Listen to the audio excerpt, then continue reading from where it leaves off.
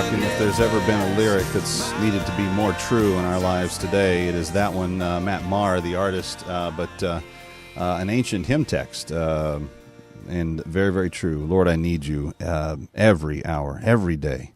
Kevin McCullough, glad you're with us. Maybe you would like to have a little bit more focus in terms of how you communicate that need to him in the new year. We're going to provide that for you. kmcradio@gmail.com, and just put pray in the subject line. kmcradio@gmail.com. This coming Monday, we're going to coordinate the first prayer focus for the first week of 2014. And if you would like to be part of that, if you would like to pray that week through with us, there's no cost to this. There's no tricks. It's just sign up. We'll make sure that you get it in your inbox. Every Monday, that new prayer focus will be there. kmcradio@gmail.com, and put pray in the subject line. A group of Catholic nuns is upset that they are going to be made to be complicit in abortions and other things that they disagree with. And they don't think that that's right, and they don't want to participate in it. They don't want to do anything. They don't want to raise a finger to, in some way, injure a child. 888-589-8840. The administration says, you're blowing holy smoke. There's nothing that we are doing here that makes you do that. All you're doing is signing permission slips. That's it. But in the signing of a permission slip, they're saying it's okay to go do that stuff, which they believe is morally unacceptable. It ends in the taking of innocent life. So they're saying we're not down with that. So the Supreme Court's listening to both sides of this. Are they? Who's right here? Does the administration have a case when it says these nuns are all upset about nothing? Or are the nuns justifiably put off because they are being forced to engage in a process that they don't want to have anything to do with? 888-589-8840, 888-589-8840. Let's talk to Miller in Louisiana. Miller, welcome. You're on with Kevin McCullough. So glad you're with us. What are your thoughts? Well, the only case that they can make is really in Psalms 14:1 and 53:1, which says, the fool has said in his heart, there is no God. That's what they're saying and about themselves. It's really clear. And the lady from Arkansas was a little bit off track when she's trying to say, well, where Paul says we're supposed to obey those in authority over us, but not if they're telling us to go against the word. If our authorities tell us to go put our daughters on the street corner, we're supposed to do that? No. And so, no, it's really, whether it's the nuns or whether it's not Office Depot, what is the one? Hobby Lobby. Yeah. They are going to the wall, just like your earlier caller said, just like Shadrach, Meshach, and Abednego. We will not bow down. If we have to go out of business, we'll go out of business, just like Esther said in chapter 3. If I die, I die. If I perish, I perish. Yep. Yeah. And so it's really not even in question. If we sign a slip or give a verbal permission, we're participating in wrong and evil. And these people. What I have a hard time understanding, Miller, and it's not.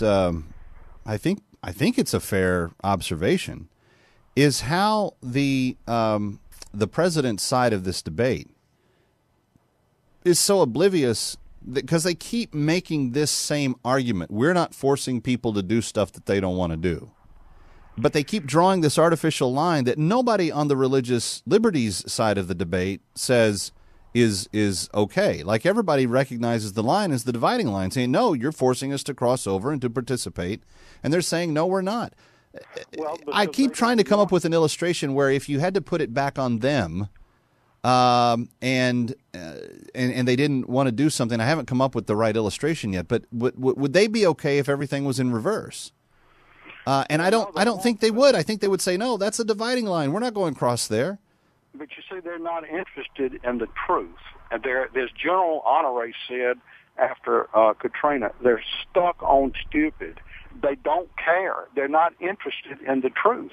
And all we're seeing is, I've read the end of the story, Kevin, and the day is getting close. We're in the end times, and we're seeing the destruction of this nation right in front. So those of us who know the truth need to stand firm and say no. And that's it. I agree with you, Miller, and thank you for your call.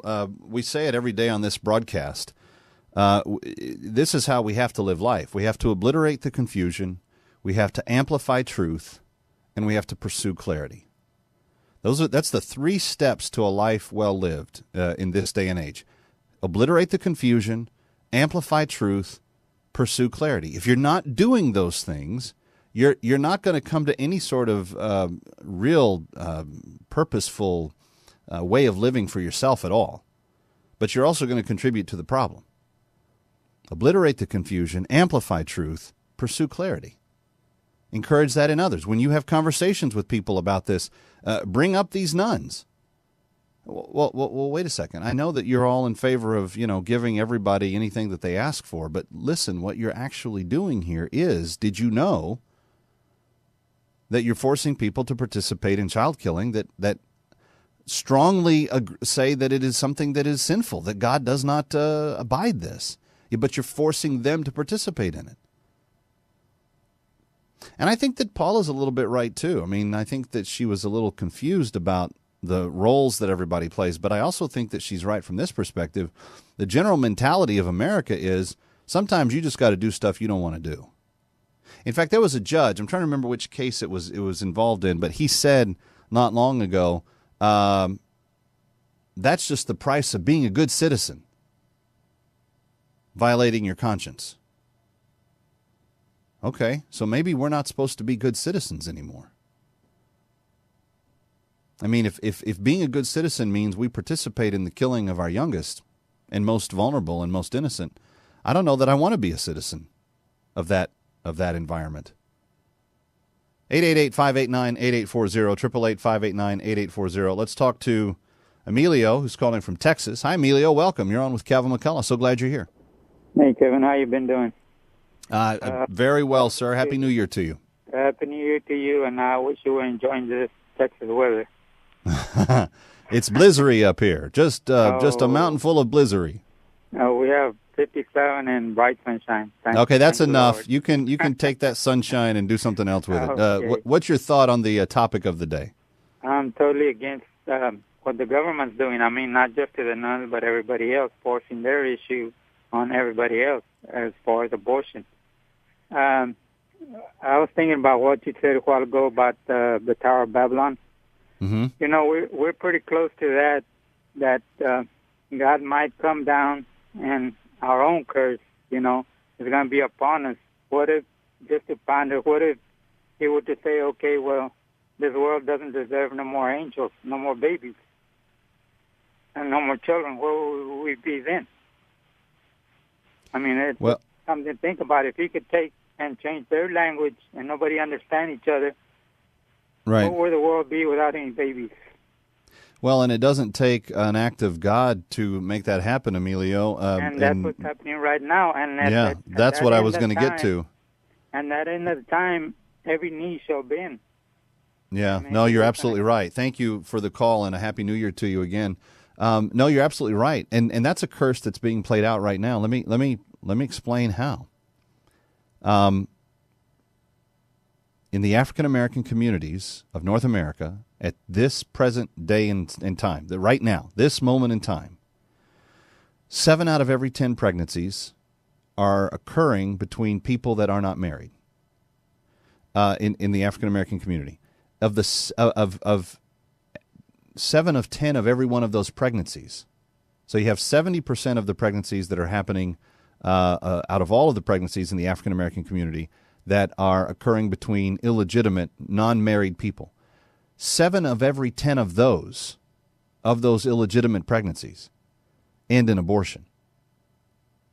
You have a population group that has been specifically targeted by leftists with clinics started by a woman whose desire, Planned Parenthood, the founder of Planned Parenthood, Margaret Sanger, whose desire was to wipe black people off the face of the earth, who are now propped up by black leaders who feign support for, quote, their people and yet send them to slaughter election after election after election because they do not take a stand for what is right. You know how we got the Gosnell Clinic in Philadelphia?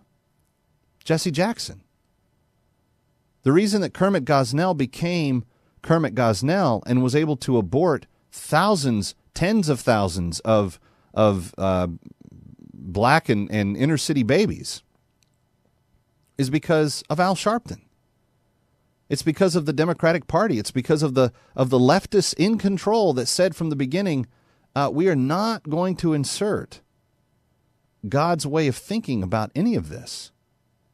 Why? Because there were youthful lusts to go after, power and money and fame and the opportunity to be important and the opportunity to win elections and to exercise influence. Well, when we worship the god of Moloch, we lose our babies. And then we don't have a generation to replace them. And the African-American population in America is the only ethnic group that is shrinking at the present stage in percentage every year for the last several years. Latinos are having more kids. Whites are having more kids. Asians are having more kids. African Americans have been in decline, in reverse, for a number of years. And the reason that we have that is because we didn't have courageous truth speaking about Planned Parenthood and Margaret Sanger and the goals of what it was. And so it's not any real mystery that the nuns say, we don't want to be part of damaging people that way. We don't want to see populations begin to be eliminated from the face of the planet. We want to love people. We want to provide God's needs for them. And the administration saying to the court, no, we know better than God. It's like my friend Britt Hume said yesterday. You can sum up leftism, progressivism, liberalism, whatever you want to call it, in 4 words. We know, you don't. That's what they think. 888-589-8840. 888-589-8840. Let's talk to Jimmy in Alabama. Jimmy, welcome. You're on with Calvin McCullough. So glad you're here. Thank you for taking my call. Sure thing.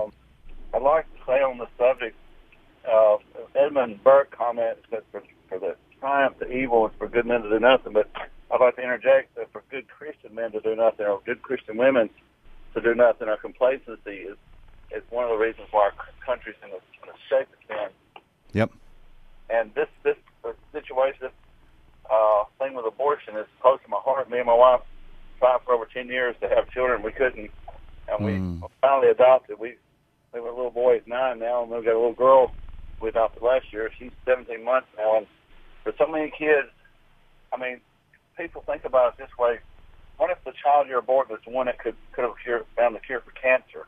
You know, or things like that. The great historians, the great leaders, Einstein and all those that were, what if they were aborted? Then you wouldn't have the things that we have. But this thing is close to my heart, and the social issues that we face, that we're complacent. We letting our money be put towards those evil things, and we need to take a stand. I agree, Jimmy, and I couldn't agree more, and I thank you for your call, and I'm sorry for your pain. I am grateful that God brought for you a child that you and your wife could adopt.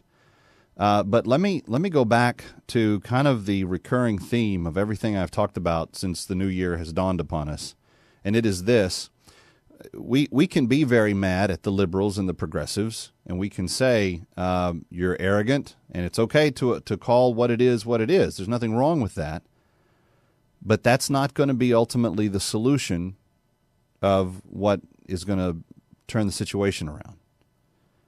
What's ultimately going to solve the problem is for those of us that know God to be on our knees begging for His intervention in our lives every day, in our families, in our personal lives, in the lives of the people that we influence or maybe that we employ or that we have influence over.